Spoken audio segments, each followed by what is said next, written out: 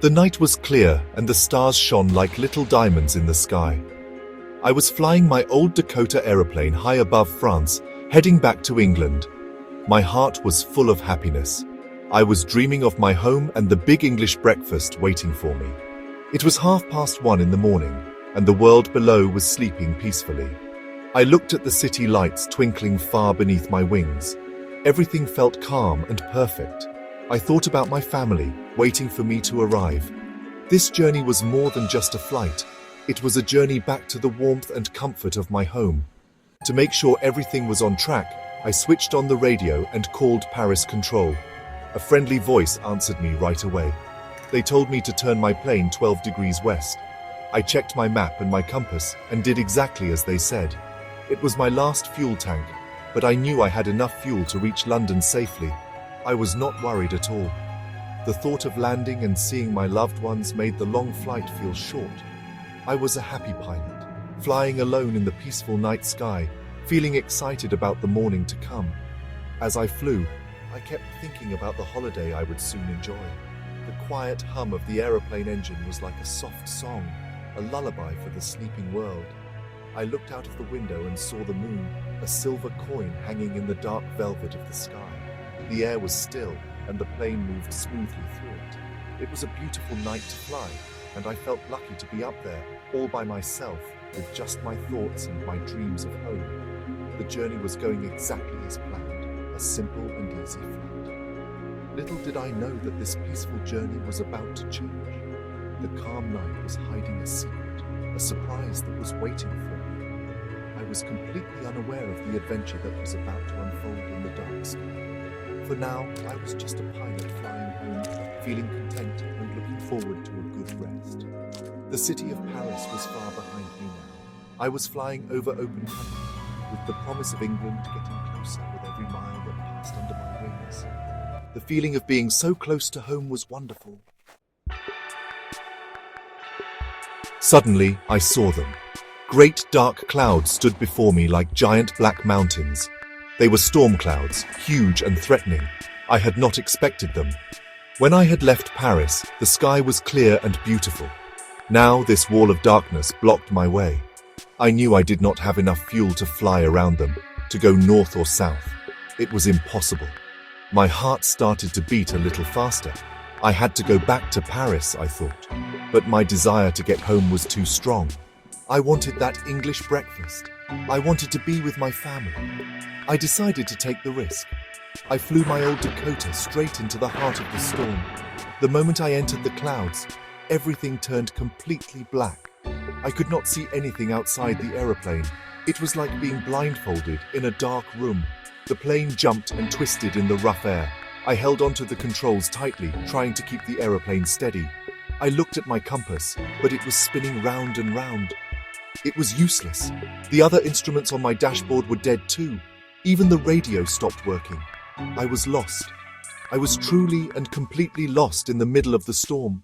I could not contact anyone for help. Paris Control would not be able to hear me. I was all alone in the blackness, trapped inside the angry clouds. Fear started to creep into my heart. I did not know where I was or which way I was going. The aeroplane felt like a small toy being tossed around by a giant. The wind howled outside, and the rain beat against the windows. It was a terrifying experience, and I felt so small and helpless. My mind was filled with worry. What would happen to me? Would I ever get out of this storm? The fuel in my tank was running low, adding to my panic. I had made a wrong decision, a foolish one, driven by my wish to get home quickly. Now I was paying the price for it. The hope of seeing England was fading away, replaced by the dark reality of my situation. I could only sit there, holding the controls, hoping for a miracle to happen. The darkness was all around me, and it felt like it was swallowing me and my little aeroplane whole. Just when I thought all hope was lost, I saw something incredible. In the blackness of the storm, right next to me, I saw another aeroplane. It was a black aeroplane, with no lights on its wings. I had never seen a plane like it before. It was flying very close to me, so close that I could see the pilot in the cockpit. He was looking at me. He lifted one hand and waved, gesturing for me to follow him. He knew I was lost. He was trying to help me. I felt a surge of relief wash over me. I was not alone anymore. I felt like an obedient child, happy to follow someone who knew the way. I had no other choice. My radio was dead and my compass was useless. This mysterious pilot was my only hope. I started to follow his black aeroplane as it turned slowly to the north, right in front of my Dakota. It was easier for me to follow him through the storm. He flew steadily, guiding me through the thick, dark clouds. I was still scared, but having him there made me feel safer. I trusted this unknown pilot completely. For about half an hour, I flew behind the strange black aeroplane. The storm was still raging around us, but my guide flew with confidence. I kept checking my fuel gauge. There was only enough fuel in my last tank to fly for another 5 or 10 minutes. I was starting to get frightened again. What if the fuel ran out? What would I do then? Just as panic began to set in, the black aeroplane started to go down, and I followed him. I was flying blindly, putting all my faith in the pilot I could not even speak to.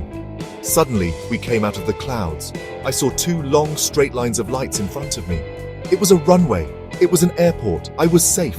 I turned to look for my friend in the black aeroplane, the one who had saved my life.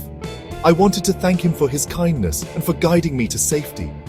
But when I looked, the sky was empty. The black aeroplane was gone. I could not see it anywhere. It had vanished as mysteriously as it had appeared, leaving no trace behind. I landed my old Dakota safely on the runway without any trouble. I did not wait long after I stopped. I quickly got out and walked towards the control tower.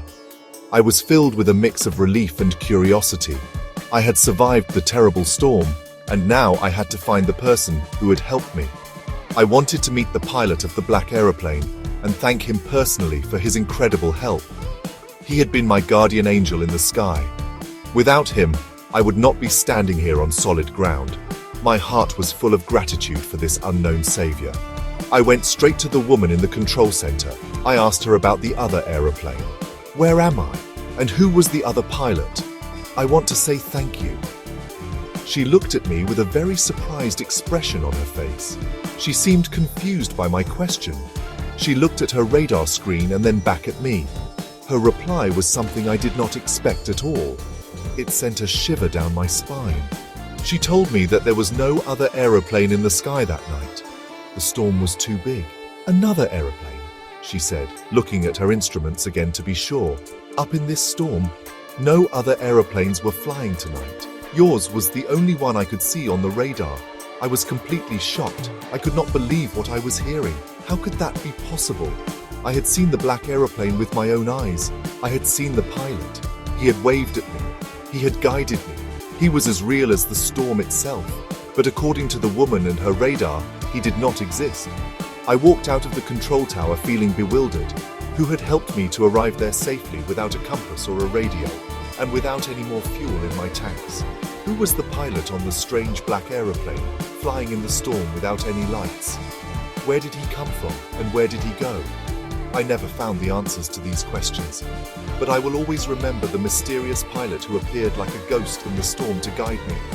He was my unseen savior, the pilot of the black aeroplane.